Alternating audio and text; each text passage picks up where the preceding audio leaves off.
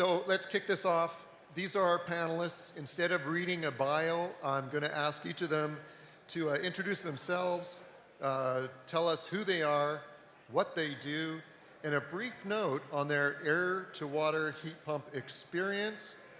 Start off with Benoit. So my name is Benoit Maneckjee. I'm the founder and president of ThermAtlantic Energy Products. We're based in St. John's, Newfoundland, and we have a distribution center in Nova Scotia. My company started with air-to-water in 2008. We began by distributing a US-made reverse cycle chiller, which is what air-to-water heat pumps used to be called. And they didn't work really well that first winter, and so my IT background forced me to come up with a better control system. And after trying to license it to the US manufacturer unsuccessfully, we said the hell with it, and we started manufacturing our own heat pumps in Newfoundland by 2010. Since that time, we've sold over 950 residential systems between 3 to 5 tons. And in 2015, we began developing a commercial product, and we have several dozen apartment buildings, mostly in the Maritimes, that are using our products that go up to 150 tons. So I guess I've been doing this for a long time, 16 years, and I look forward to sharing some of the things that we've learned with you. Thanks, Benoit. I'm Chris DesRoches. I'm with Swegon North America, Business Development Manager. Prior to joining Swegon, I was a product manager for hydronic heat pumps at Mitsubishi Electric Canada. So I spent more than half my career focusing on air-to-water applications, and part of my role in sales and product development is supporting on the design side with for commercial heat pumps with design consultants. So more or less for the last 8 years or so, I've been listening to all the reasons why hydronic heat pumps aren't a good fit for the Canadian climate. So it's very good to see the shift towards hydronics with heat pump solutions. So looking forward to participating on the panel. Thanks. Hi, my name is Roger Abdo. I'm a mechanical engineer. I'm the founder of HydroSolar. So what we basically do, we design and sell projects and product, mainly air-to-water heat pump, liquid-to-water heat pump. We do solar as well. We do the combination. I founded the company in 2018, and we've been growing exponentially since then. Okay, so let's begin with slide one. I wanted to ask each of you how you respond to contractors and maybe even engineers when it comes to designing these projects who claim that air-to-water heat pumps simply won't work for hydronic systems in Canada. And Chris, I was going to actually start with you and how you respond to people who question heat pumps' abilities to work in a Canadian climate. So bring it right up to your chin and let us know. All right, thanks, Doug. So yeah, I think this is a loaded topic, and depending on who you ask, we might get a different response of what the fit's like. I think at the end of the day, if you try to think about an air-to-water heat pump as a substitute for a boiler, no, it's not going to work in Canada. If we think about it as an alternative to a boiler and start thinking about designing our systems a little bit differently, this is where we can kind of leverage the heat pump's capabilities. And I find, generally speaking, we're very binary with how the heat pump needs to be applied in the system. It's all heat pump or nothing. I'm a firm believer in hybrid systems with using backup natural gas or backup electric for the peak days. Just from a sizing, economics point of view, there's a lot of reasons why hybrid systems make a lot of sense. So I think the mentality is starting to turn around. I think over the last couple of years, people were looking for a heat pump to work on the coldest day of the year with the hottest temperature, the way we design conventional systems. And holistically, for my world working on the commercial side, there's a lot of criteria that different engineering consultants, building owners, there's a lot of different criteria that they're trying to achieve on their projects. And a lot of times they want their cake and they want to eat it too, but the market has been coming around in recent years as the electrification and decarbonization conversation's been coming into the mainstream. And I think one of the catalysts for that as well is refrigerant changeout, where we'll see a shift back towards hydronics. So I think at the end of the day, they do work for the Canadian climate. Different regions might have different designs, and it's different type of system designs, no more 20F delta Ts. Benoit?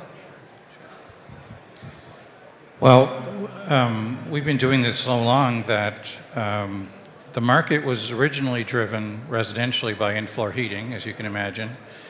And we used to limit ourselves to Atlantic Canada, British Columbia, and some of the states that had moderate weather.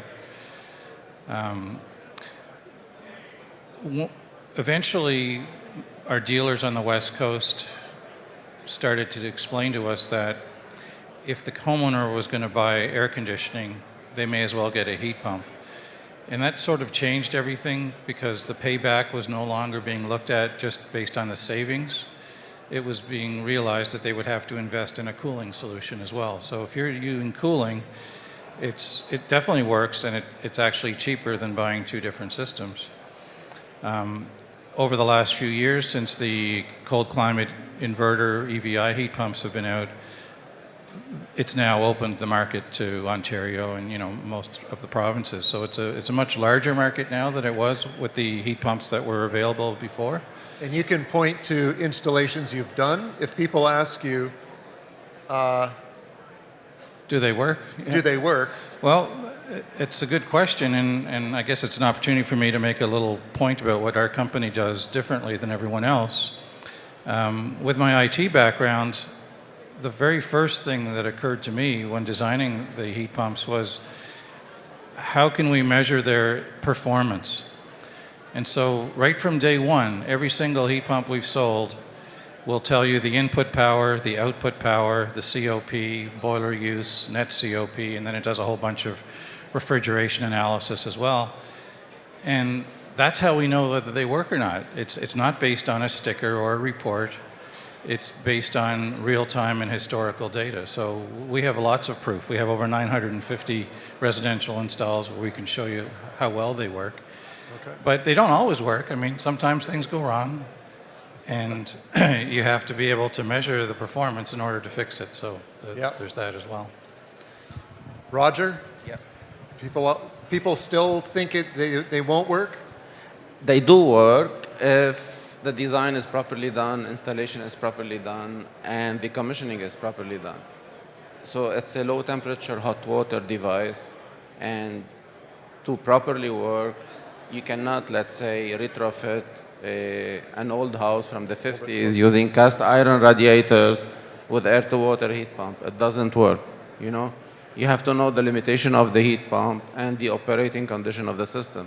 So they work better in new construction. Right. But you have the prerequisite, design, installation, and commissioning. If the design is not good and the installation is good, it doesn't work. It's one of the three is not good, doesn't work. Okay. Yep. I think one thing you have to take in consideration is where you work or live. So the answer in Newfoundland is different than in Ontario, and it's more similar to in BC. So if you live on the coast, it'll work because your design temperatures are lower to start with, your heat losses are lower, and the sizing is completely different too, which I think you're going to address at the end.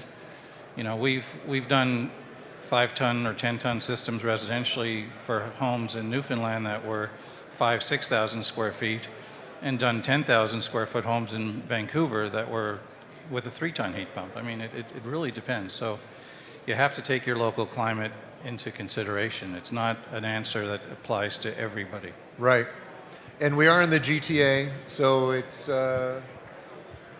specific to your region, it's fair to say, but they do work. At the end of the day, provided the design is right, installation is correct, and commissioning is done properly, these systems work. Okay, let's get on to slide 2. And this is where we just want to ask each of you one by one to tell us the most important lesson you've learned about installing an air-to-water system, and maybe something that required a rescue or a change of plan. But Benoit, let's begin with you. I know you gave me a slide here, so let's pop that up. Hopefully people can read that. So this is kind of an origin story of how I got into the business of manufacturing the heat pumps. As I'd mentioned, we distributed a number of these US monoblocks, and we gained a little bit of confidence on the first ones, and then we went and sold a whole bunch that summer. And then come February, that's when the shit hit the fan. We basically had all of these high-end residential installations that were running negatively efficient.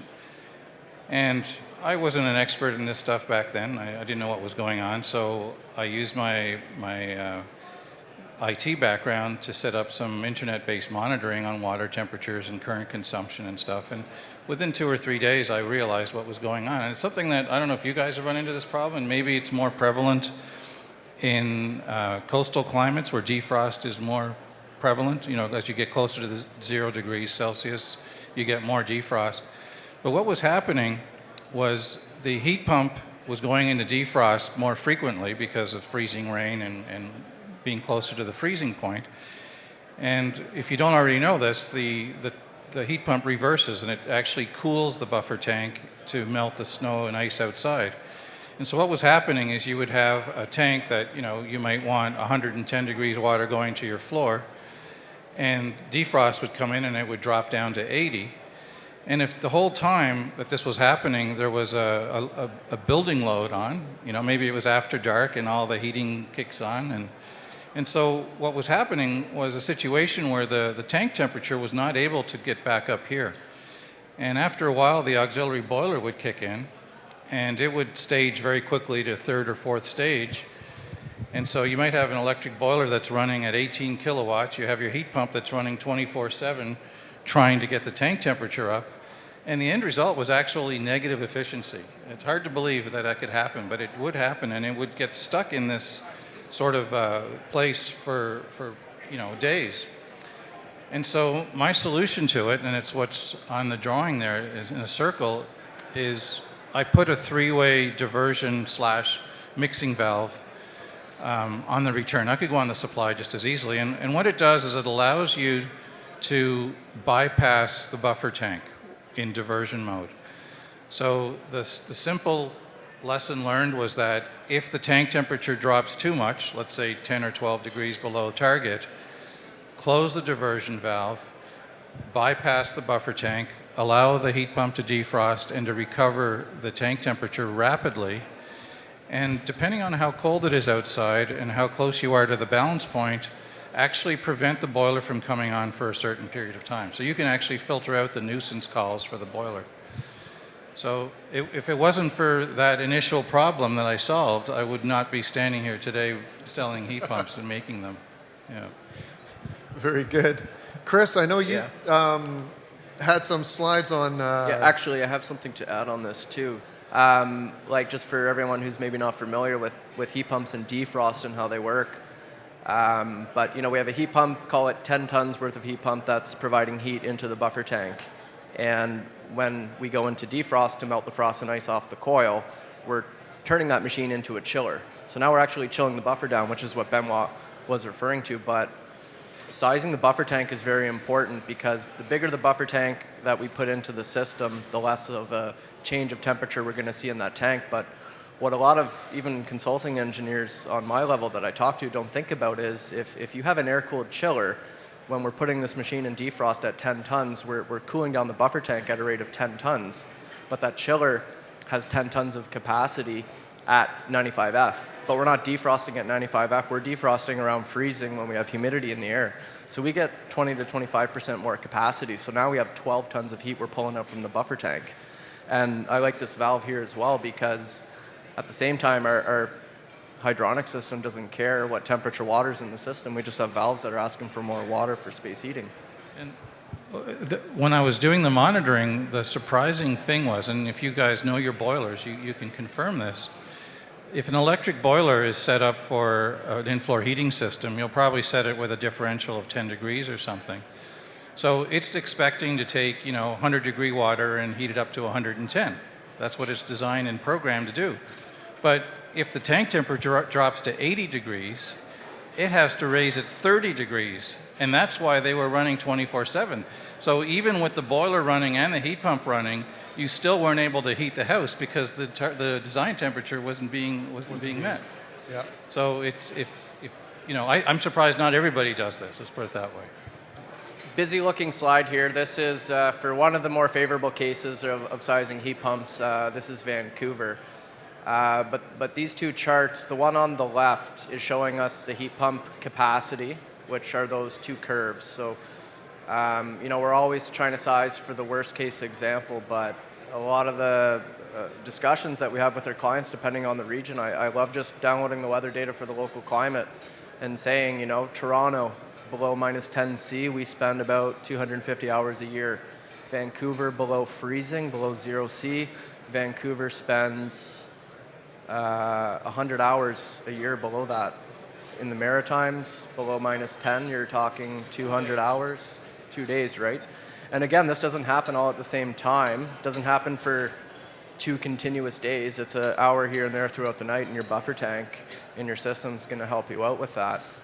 But through my travels through this, promoting air-to-water heat pumps over the last several years, I upset my reps sometimes when I go out there because we're going to meet with customers and I'm actively trying to sell them less heat pumps.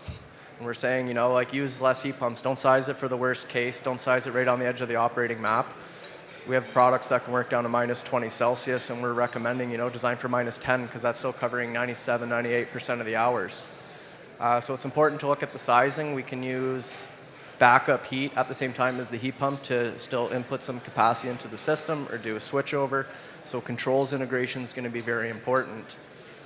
And what we need to think in parallel with that is our design temperature for the systems. And this is one of the biggest topics in the hydronics world. Even if you're not using hydronic heat pumps today, but you're designing a system, the lower temperature, the more comfortable and efficient that system's going to be, even if you're using gas. It enables electrification of our systems to integrate heat pumps into the design today or to add something into it later, but it's also the lower water temperature we use. This is what the slide on the right is showing, is the efficiency curves according to ambient temperatures for different supply temperatures. So, if we look at 14F -10, we can increase our efficiency by about 25% by dropping our supply temperature to, from 140 down to 113. This would be a commercial system without domestic hot water integrated within it. So water temperature selection and capacity selection at the design start of the process are incredibly important to ensuring that you have a system that's going to run well and is going to run for a long time. And I'm not sure if you have anything to add, Roger. When you use the heat pump in winter for domestic hot water heating and space heating, to maximize the coefficient of performance, we use 2 backup heat. We use one dedicated backup heat for domestic and one for space heating.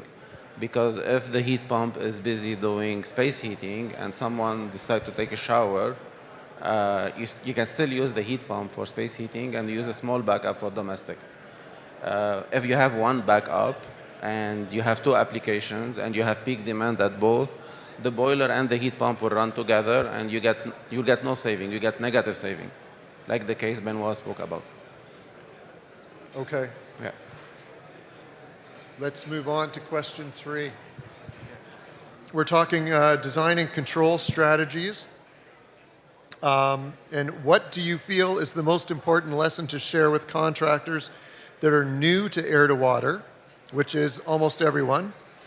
And this one, Roger, you provided a schematic for this one. And I don't know if people are going to be able to read, but you can maybe explain what this is. So there's 2 things when it comes to control. Okay.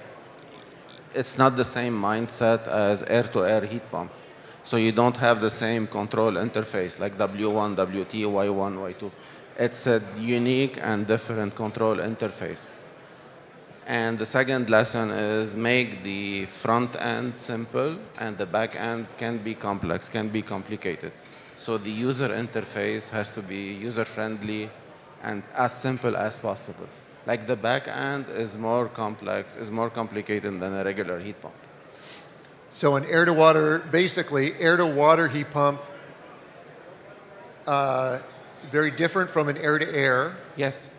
And simple user interface at the front, complexity at the back. Because like you see in the schematic, the heat pump does not heat the space directly. It heats a buffer tank. It heats the buffer tank. And the buffer tank sends hot water or chilled water to the space, so it doesn't see the space. Right. Yeah. It's not reacting to a thermostat in a room. It's reacting only to the buffer tank. Exactly. set It's like a point. primary secondary in the old days. So you have the primary, everything on the right side of the tank, and the secondary is the distribution of energy. But the heat pump sees only the buffer tank. Yes. It doesn't see what's on the left. Yeah. The heat pump only reacts to the buffer tank. Exactly. So a buffer tank, 100% necessary. This particular one, This is a heat pump that does domestic hot water heating. the top tank is the domestic hot water, Yeah, and the bottom one is And the space bottom heating, one? space cooling. is for cooling or heating. Yeah, hot water for space heating. It'll closed loop, change or chilled by water. season. Exactly. Yeah. Yeah. And they look like they're both indirect tanks, like the tanks have coils in them. Yeah, because it's domestic hot water heating, and most air-to-water heat pump in the market, they have single-layer heat exchanger. So when you do domestic, you have double-layer heat exchanger. That's why we go through an indirect coil. For the bottom one, it's a simple buffer tank. So Okay. the coil that we see is sometimes we add solar panel, like vacuum tube or hybrid panel. This is where we use the bottom coil. Okay. Yeah. Okay. Integration of a solar. Exactly. Okay. And hydraulic separator there, I see.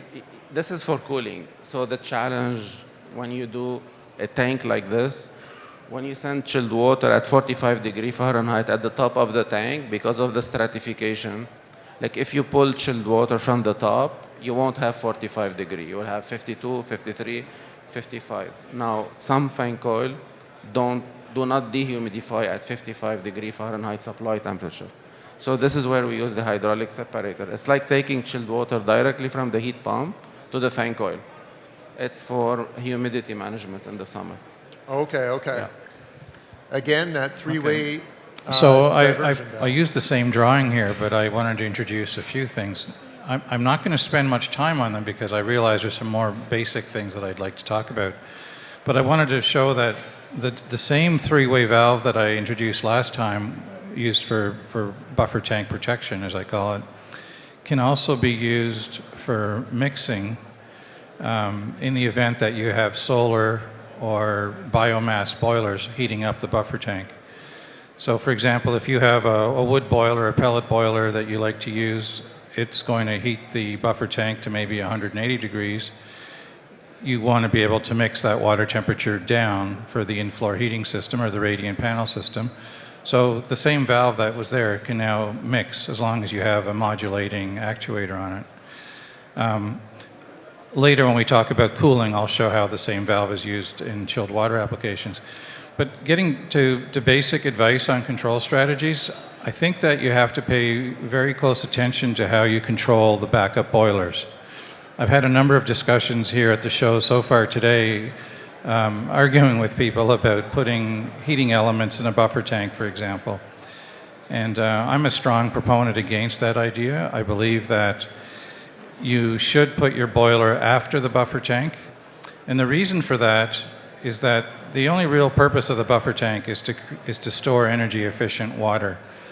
If you start heating it, you're reducing the amount of work that the heat pump has to do.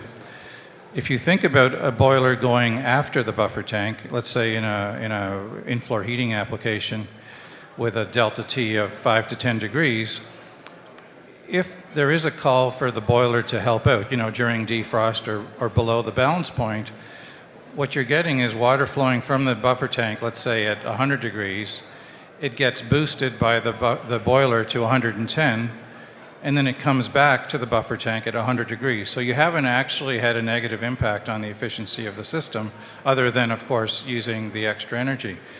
If you were to heat the buffer tank, first of all, it would take longer because the tank is actually a load in itself, so you wouldn't get instantaneous temperature rise. And then by the time the tank had reached temperature, the heat pump would say, oh, I have nothing to do because the tank is hot. So I strongly advocate that you do not put elements in a tank and that you control your boiler after the tank. Okay. Chris, anything to add on control strategy for people needing to learn about air-to-water systems? I guess coming from the commercial side, I like the idea on what I like about residential products is they have simple user interfaces, maybe some guides to connect everything together. in the commercial world, when you're working with the design consultants, first question the engineers ask you is, can your unit work on backnet?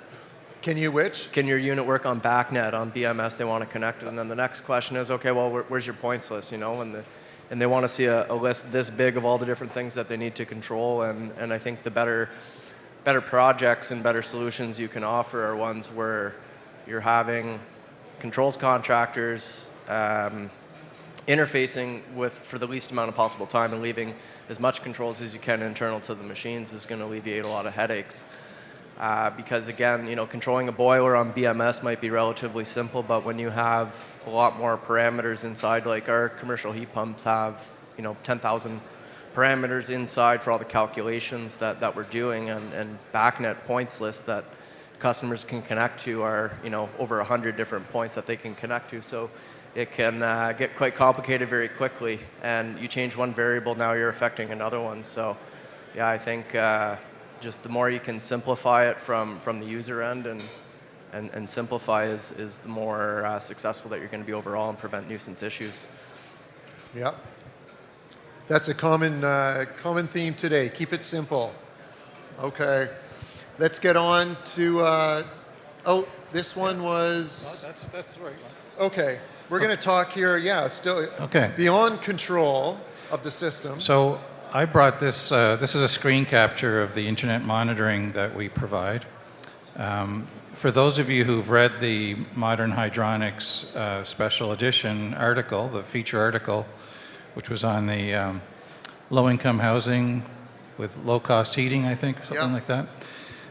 For those of you who read the article, this is actually the dashboard for that website. And of course, this is not live, this is just a screen capture.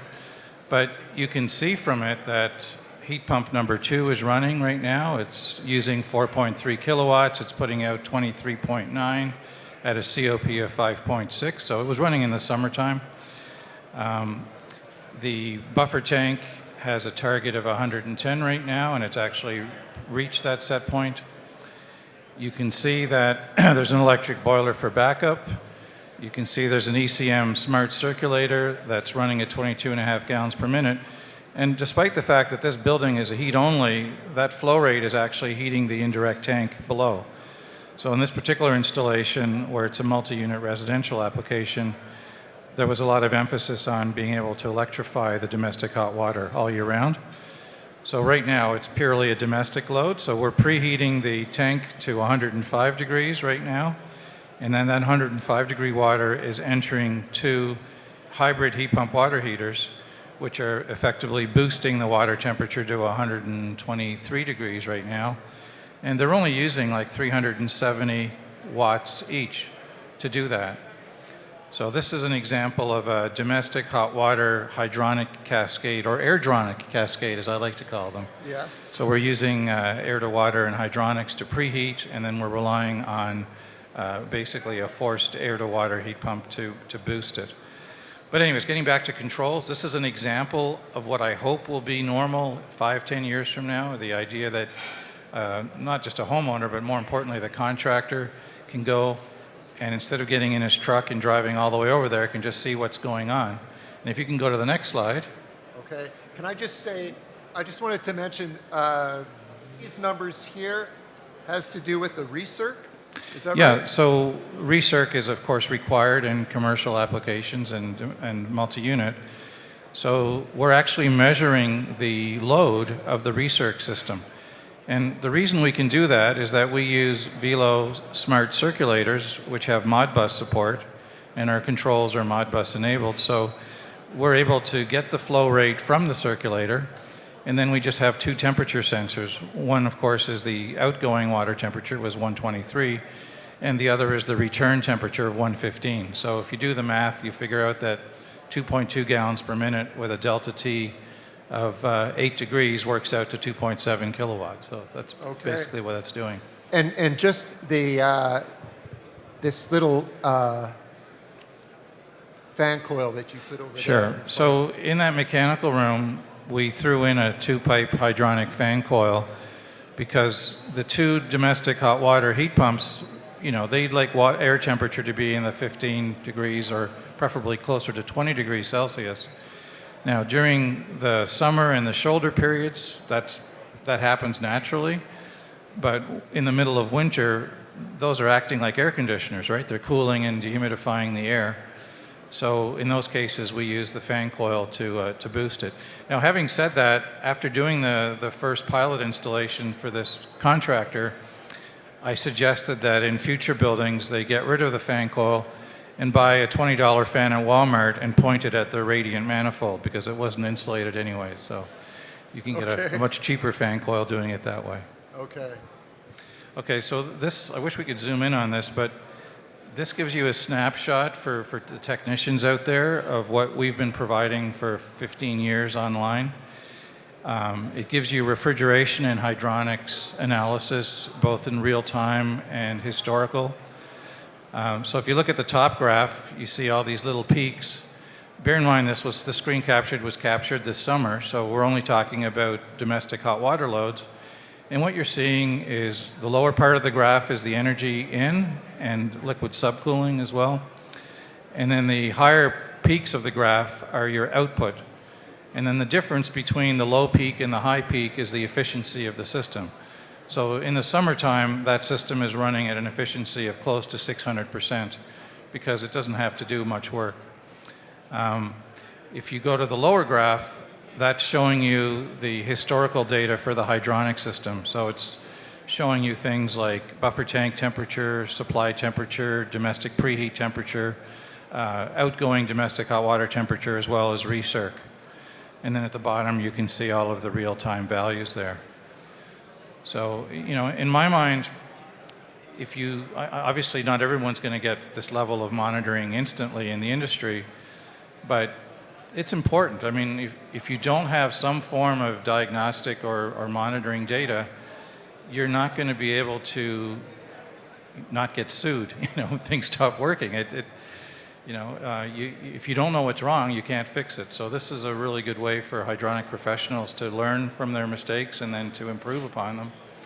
And then, of course, be able to diagnose problems without having to do a callback, which effectively reduces the cost to the end user as well as to the dealer. Yeah. So I think hopefully it'll become the standard in years to come. Okay. So we talk a lot about heating usually when it comes to air pumps, air to water heat pumps here. But of course they offer cooling capacity, and John's going to be talking about that this afternoon. But let's talk a little bit about your personal experiences with cooling with air to water heat pumps in both domestic and potentially commercial applications. What about your experience with air to water cooling? What works? Okay, so I brought the same drawing up again, except this time you saw that all the pipes are blue instead of red to reflect cooling.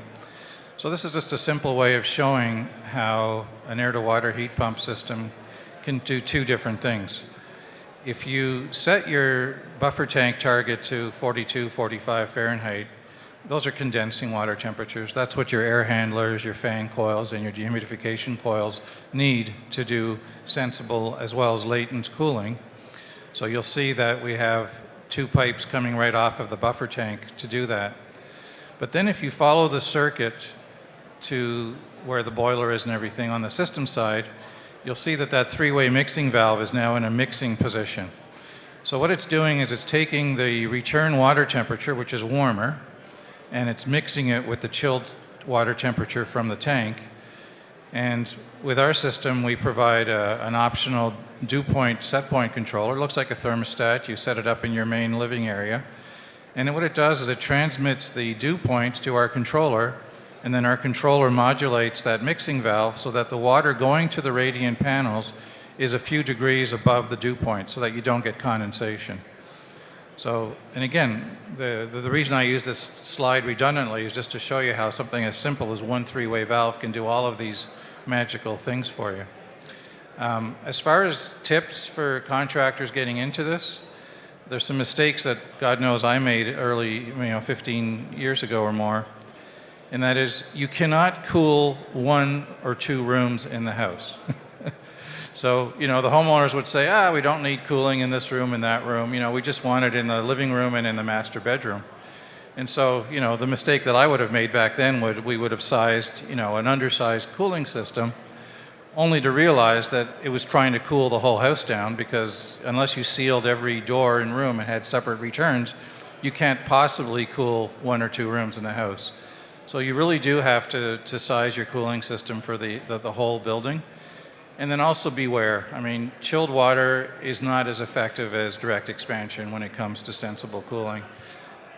So you really have to look at the output capacity of the air handling device at different water temperatures. And then one last little tip before I pass it on is don't forget about flow rates. I've seen too many jobs where contractors bought all the right equipment, and they bought the right circulators, but then they went and used half-inch PEX to tie to a 5-ton air handler. It's just not going to work. You need higher flow rates than that. So always beware of your flow. Okay. Chris? And I guess on Benoit's comment on water flow rate, what a lot of people don't think about is the design condition for cooling versus the design condition for heating, and oftentimes we end up having different flow rates for those 2 modes that we need to take into account as well. So it's very important to understand the different sets of operating conditions that we're going to see the heat pump operate throughout the year, which can go from -20 to +35 C in the peak of summer.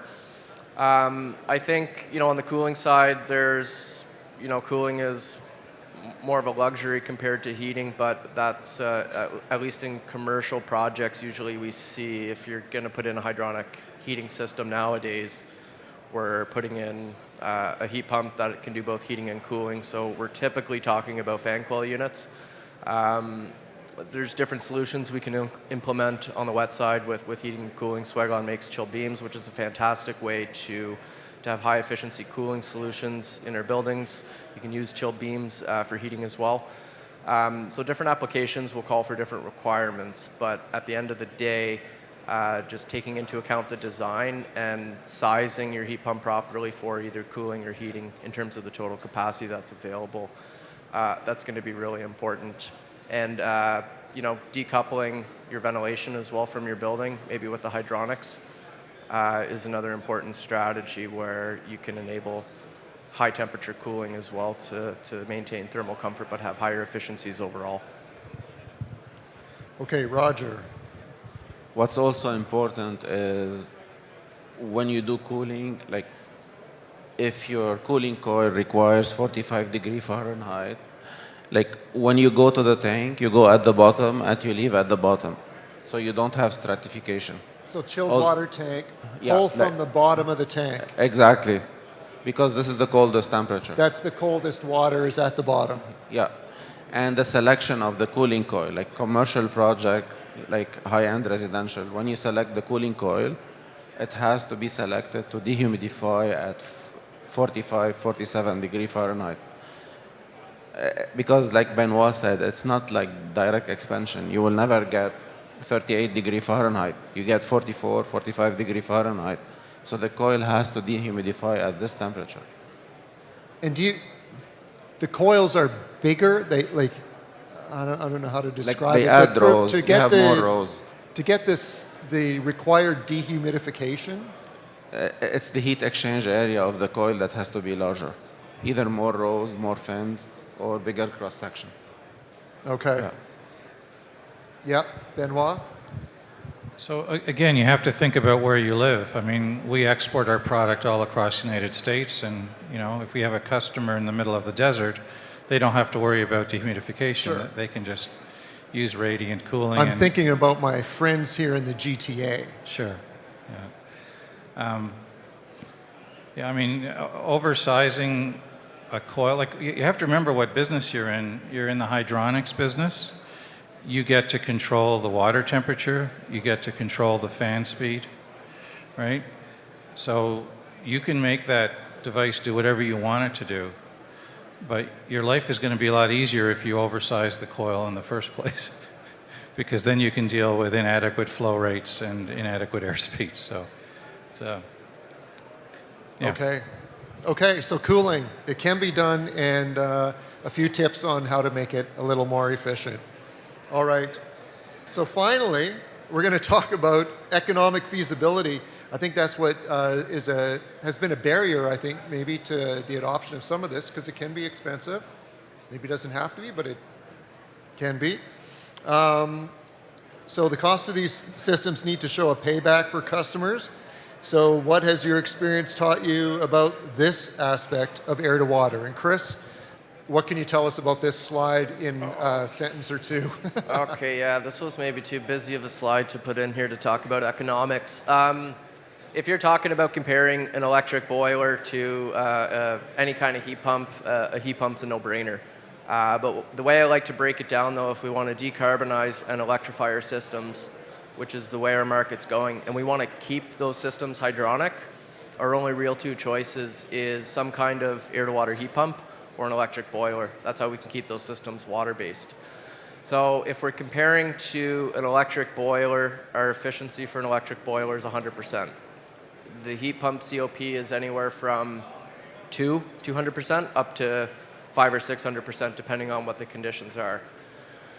The argument comes in with gas, and that can be a little bit subjective, but if this little formula here will just help you compare the operating costs. So if we take kilowatt hours of electricity, which is how we buy our electricity, we just look at our dollars per kilowatt hour electricity. So for this chart for 2024, this is 14 cents. And then if we take our dollars per cubic meter, or dollars per therm, whatever units we're using, when we convert that into dollars per kilowatt hour of natural gas, and we equate the ratio for these two, as a function of whatever boiler efficiency we're comparing it to, we can figure out what's the break-even COP that we need from our heat pump in order to be cost neutral. So based off these ratios in 2024, based on 50 cents per cubic meter and 14 cents per kilowatt hour for natural gas, we see this horizontal line for 2024 for the break-even COP, that's 2.6. And again, this is why I wanted to talk earlier about how a lower water temperature will lead to more efficiency, because this is influencing our economic payback. So if we're designing with 60C water, which has a lower efficiency, this is actually the economic breaking point, according to these numbers, is at 15C. Well, the only thing we really need 60C water for at 15 Celsius ambient is for domestic hot water, so that's great. We're going to be making money on that. We don't need space heating for that. But if we're dropping our operating temperature to 45 degrees, this is economical today to about -3 degrees Celsius. But what's going to change over time, and I don't like talking about commodity costs for fuel or electricity, but if we just simply look at the Canadian carbon tax, who knows if it's going to stay or go, but for now at least it's here and those costs are defined. So when you convert everything in the carbon tax that we have in Canada right now, it's 3 cents added year over year. So when we add just 3 cents to that cost of natural gas until 2030, we see 68 cents. The trend is that break-even COP line is coming down over time. So for that 45-degree output, which is economical today down to -3 degrees, in 2030 is economical down to -12. And depending on the region that you're designing for, this covers a huge amount of hours. If you're in Vancouver, where you're only designing for -10, well, boom, you're done. You're always going to be making more money in Vancouver. But even in Toronto, we were talking, Toronto spends 250 hours below -10. So now, yes, you're spending more money for those hours below -10 if you're comparing it to backup gas. So, there's no slam dunk with any of this stuff. We have to think more holistically about our designs, think about the benefits we're getting with gas. You could have made this into a 3-hour panel talking about different things. Recovery rates for domestic hot water.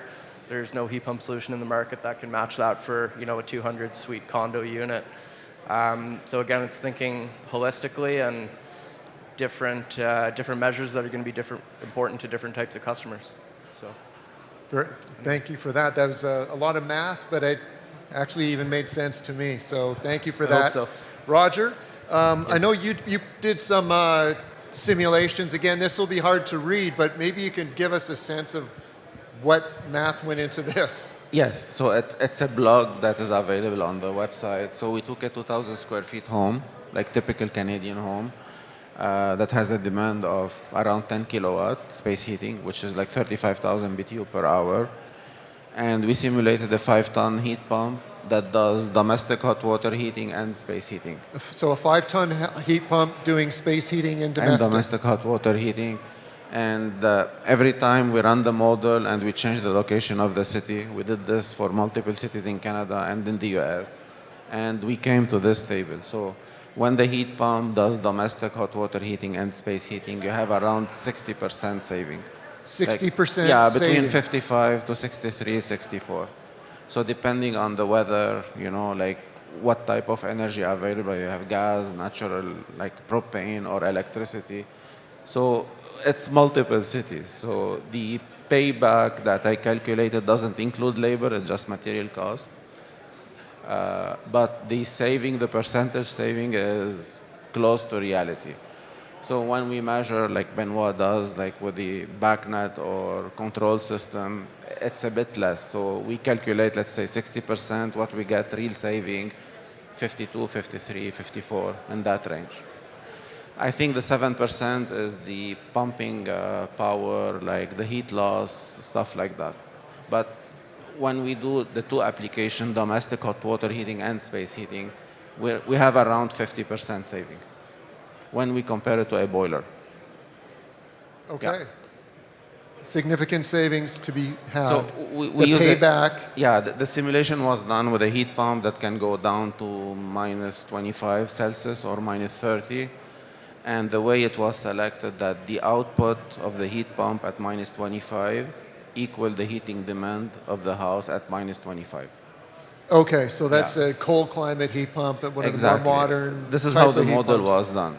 That's you know? this simulation was done. Exactly. So as I look at that bottom line, I'm seeing like 6.5 to That's the to payback. 9. So the payback depends on energy Yeah, price. number of years that it's going to take to like pay if, back this system. If you look at, let's say, Quebec, where the electricity is the cheapest, you have the highest payback because it's a ratio, you know, cost divided by saving. So when the saving are less, the payback is higher. If you take places like Ontario, you have the best payback here. Right. Yeah. Okay. Benoit, what have you found about the economics of these systems? Sure. Well, some basic tenets to keep in mind are that savings are directly proportional to spending.